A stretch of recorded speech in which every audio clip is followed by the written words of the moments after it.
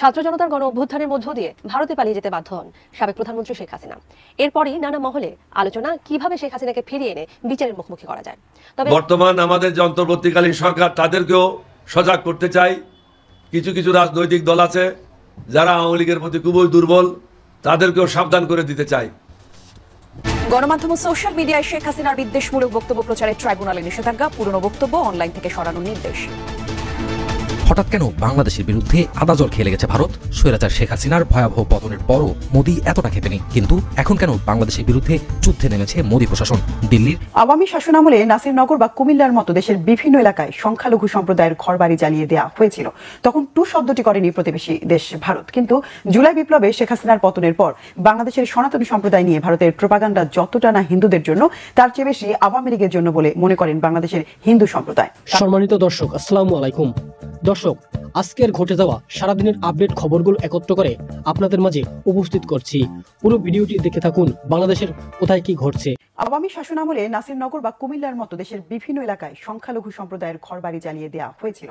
তখন টু শব্দটি করেনি প্রতিবেশী দেশ ভারত, কিন্তু জুলাই বিপ্লবে শেখ হাসিনার পতনের পর বাংলাদেশের সনাতনী সম্প্রদায় নিয়ে ভারতের প্রোপাগান্ডা যতটা না হিন্দুদের জন্য, তার চেয়ে বেশি আওয়ামী লীগের জন্য বলে মনে করেন বাংলাদেশের হিন্দু সম্প্রদায়। তাদের মতে বাংলাদেশে হিন্দু মুসলিম দাঙ্গা লাগিয়ে নতুন এক পরিস্থিতি তৈরি করতে চায় চক্রান্তকারীরা। সাভার প্রতিনিধি নজমুল হুদা শাহিনকে সাথে নিয়ে কেজেড সোহেলের ক্যামেরায় আরো জানাচ্ছেন মহিবুল্লাহ মহিব। বাংলাদেশের হিন্দু সম্প্রদায় নিয়ে ভারতীয় মিডিয়ার লাগাতার মিথ্যাচার, প্রোপাগান্ডা আর গুজব যেন কিছুতেই থামছে না। সাম্প্রতিক সময়ে আগরতলায় বাংলাদেশ মিশনে ভারতীয় উগ্র হিন্দুত্ববাদীদের হামলার পর বিষয়টি নিয়ে দুদেশের পারস্পরিক সম্পর্কে টানাপোড়েন সৃষ্টি হয়েছে। প্রকৃতপক্ষে বাংলাদেশের প্রতিটি অঞ্চলে বসবাসরত সংখ্যালঘু সম্প্রদায় আগের যে কোনো সময়ের তুলনায় নিরাপদ এবং সুরক্ষিত। হিন্দু মুসলমান আমাদের দেশে ভাই ভাই, আমরা যে ব্ল্যাক লোকে চলাফেরা করি অনেকটাই মনে করি কেউ বুঝবেই না। হিন্দুরা কি শান্তিতে আছে কিনা বা মুসলমানরা কোনো অত্যাচার করতেছে কিনা, সম্পদ গরু বাছুর লুণ্ঠন টুণ্ঠন হচ্ছে কিনা আপনাদের? না, আমাদের এখানে হয় নাই। আমার দিক দিয়ে কোনো সমস্যা হয় নাই। আমার এলাকায় অনেক ভালো, আমার কোনো হামলা টামলা নাই, কোনো নাই। আমার আশেপাশে সবাই ভালো আছে, আমরা ভালো আছি, এটাই জানি। আমরা আশেপাশে এলাকায় পার্শ্ববর্তী যতটুকু এলাকা আছে আমি দেখছি সবাই ভালো আছে।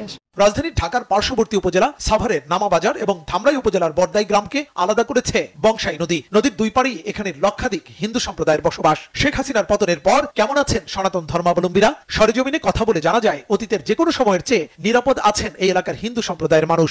হিন্দু মুসলিম সব ভালোই আছি আমরা। আপনাদের মন্দিরে পূজা করতে অসুবিধা না? এই যে পূজা করলাম, কোনো অসুবিধা হয় নাই। বাড়িতে আমরা এখনো পূজা করি, এখনো কোনো সমস্যা হচ্ছে না।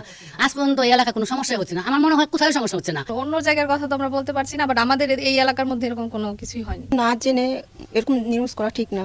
ওরাও হয়তো ভুল তথ্য পাচ্ছে, এই জন্য সেই তথ্যের ভিত্তিতে তারা নিউজ করতেছে। তাদের মতে ভারত যতটা না হিন্দু সম্প্রদায়ের জন্য কাঁদছে, তার চেয়ে বেশি কাঁদছে পতিত আওয়ামী লীগের জন্য। সাভার ধামরাইয়ের সনাতন ধর্মাবলম্বী অধ্যুষিত এলাকায় কোথাও কোনো সহিংসতার খবর নেই খোদ হিন্দু সম্প্রদায়ের কাছেও। আমরা আওয়ামী লীগের আমলে দেখছি নাসিরনগরের ঘটনা, কুমিল্লায় কোরআন শরীফ রেখে সেই হিন্দু বাড়ি ঘরে ধর্ষণ হয়েছে। কোরআন শরীফের আসামি মূল পাওয়া গেল ছাত্রলীগের কয়েক পাগল নেশা করে। তখন তো আমরা দেখিনি পার্শ্ববর্তী দেশ ভারতের যে একটা সুন্দরভাবে একটা প্রতিবাদ জানানো আমরা দেখিনি। এখন কেন এইভাবে তারা বলতেছে আমরা সারা বাংলাদেশের সবাই ভালো আছি? বাংলাদেশে হিন্দু মুসলমান দাঙ্গা বাজানোর চেষ্টা করতেছে। আশা করি এই দেশে আমরা বাংলাদেশে জন্মেছি, এই দেশে আমরা মরবো, কোনো বিশৃঙ্খলা হবে না, যে যত ষড়যন্ত্র করবে। তাহলে কেন এই মিথ্যাচার ভারতীয় মিডিয়ার, যে দেশের প্রত্যক্ষ পৃষ্ঠপোষকতায় গণতন্ত্রের মানুষ কন্যা থেকে স্বৈরাচার হয়ে উঠেছিলেন শেখ হাসিনা, তার পতনের প্রতিশোধ নিতেই কি বাংলাদেশে সাম্প্রদায়িক দাঙ্গা সৃষ্টি করতে চায় ভারত? এমন প্রশ্ন সনাতন ধর্মাবলম্বীদের মুখে। আমরা এসেছি ঢাকার পার্শ্ববর্তী উপজেলা ধামরাইয়ের বড়াকই গ্রামে। এই গ্রামটিতে প্রায় অর্ধেক মানুষ সনাতন ধর্মাবলম্বী। আমরা এসেছিলাম তাদের ধর্মীয় আচার অনুষ্ঠানে কোনো ধরনের বাধা বা বিপত্তি সৃষ্টি করছে কিনা অন্য কোনো ধর্মের মানুষ।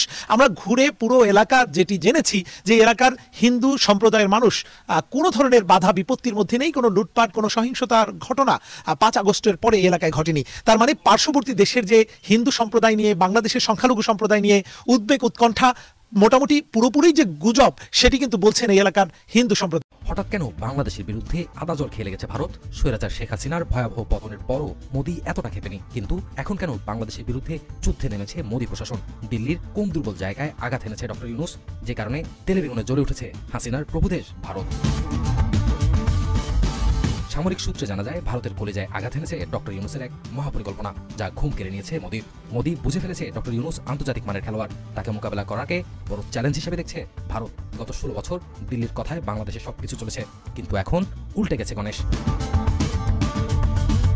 ভারতের এমন কোন একটি দুর্বল জায়গার খোঁজ পেয়েছে ডক্টর ইউনূস, যা সে দেশের গোয়েন্দা সংস্থার মোদী সরকারকে রিপোর্ট করেছে। আর ডক্টর ইউনূসের সেই পরিকল্পনাই মোদীকে পাগল করে তুলেছে, ঘুম হারাম তার প্রশাসনের। বাংলাদেশকে অল আউট করার দিবা স্বপ্ন দেখছে হিংসুক রাষ্ট্র ভারত, কিন্তু বাংলাদেশ জাতিগতভাবে এই মুহূর্তে ডক্টর ইউনূসের নেতৃত্বে এমনভাবে ঐক্যবদ্ধ যা ভারতের কল্পনারও বাইরে। এতদিন বাংলাদেশকে অঙ্গরাজ্যের মতো করে যাচ্ছেতাইভাবে ব্যবহার করে আসছে দিল্লি। মুক্তিযুদ্ধে বিশেষ সুবিধা দিয়েছে এই দোহাই দিয়ে এতদিন পরোক্ষভাবে বাংলাদেশকে করায়ত্ত করেছে তারা, কিন্তু বৈষম্য বিরোধী ছাত্র আন্দোলনের গণ অভ্যুত্থানের পরই পাল্টে গেছে চিত্র।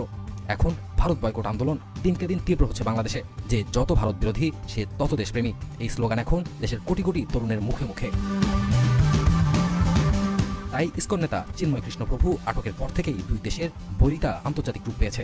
সংখ্যালঘুদের উপর হামলার কল্পিত কাহিনী বিশ্বের কাছে তুলে ধরে নালিশ করছে মোদী প্রশাসন, অথচ কট্টরপন্থী হিন্দু রাষ্ট্র ভারত বাংলাদেশের দূতাবাসেও হামলা করতে ছাড়েনি। বিভিন্ন সূত্র বলছে ইসকন ইস্যু সহ সাম্প্রদায়িক বিষয়গুলো ভারতের পূর্ব পরিকল্পিত। ভারত ইচ্ছা করেই বাংলাদেশকে উত্তেজিত করতে চাইছে, কারণ তারা জেনে গেছে ডক্টর ইউনূসের এক গোপন সামরিক পরিকল্পনার কথা। আর সেই কারণেই ভারত এখন আগের চেয়ে বেশি দাদাগিরি ফলাতে চাইছে। আজ আমরা জানতে চাই ভারতের এই পাগলামির মূল কাহিনী, জানবো পেছনের গল্প। মনে থাকার কথা, গত কিছুদিন আগে রংপুরের মাহিগঞ্জ কলেজে অনুষ্ঠিত হয় সনাতন জাগরণ মঞ্চের মহাসমাবেশ। এটির আয়োজক ছিল হিন্দু জঙ্গি সংগঠন ইসকন, কিন্তু কেন রংপুরেই করা হলো এই সমাবেশ? তার পেছনেই লুকিয়ে রয়েছে ভারত খেপার মূল কাহিনী। মূলত ভারতের গোপন ষড়যন্ত্রের মহড়া ছিল এটি।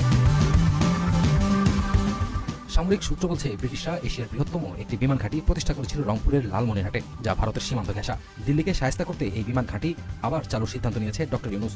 এই বিমান ঘাঁটি চালু করা গেলে ভারতের 7 সিস্টার হুমকিতে পড়বে। এই ভয়ে ঘুম হারাম এখন মোদীর। বিশ্বের বড় বড় রাজনীতিবিদ ও ব্যবসায়ীরা সংকটে পড়লে ডক্টর ইউনূসের দ্বারস্থ হন। সেই ইউনূসের সাথে রাজনীতি আর কূটকৌশলে মোদী ধোপে টিকবে না, এই কথা নিশ্চিত করে বলা যায়। তাই মুখে বাংলাদেশকে দেখে নেব বললেও মোদী তার দেশের 7টি রাজ্য নিয়ে চরম দুশ্চিন্তায়। আমরা জানি ব্রিটিশ আমলে লালমনিরহাটে তৈরি হয় বিমান ঘাঁটি, যার কার্যক্রম এতকাল বন্ধ ছিল কোনো এক অজানা কারণে। ডক্টর ইউনূস ক্ষমতায় এসেই পুরো দমে চালু করার কাজ হাতে নিয়েছে এই বিমান ঘাঁটি, যা এশিয়া মহাদেশের বৃহত্তম বিমান ঘাঁটি। এটি করা গেলে ভারতের চিকেন নেক থাকবে বাংলাদেশের হাতের মুঠোয়। 7 সিস্টার নিয়ে বর্তমান আমাদের যে অন্তর্বর্তীকালীন সরকার তাদেরকেও সজাগ করতে চাই। কিছু কিছু রাজনৈতিক দল আছে যারা আওয়ামী লীগের প্রতি খুবই দুর্বল, তাদেরকেও সাবধান করে দিতে চাই। আওয়ামী লীগ সংগঠিত হচ্ছে এবং কে সংগঠিত করছে, কে দায়িত্ব নিয়েছে, এই তথ্য আমার কাছে আছে।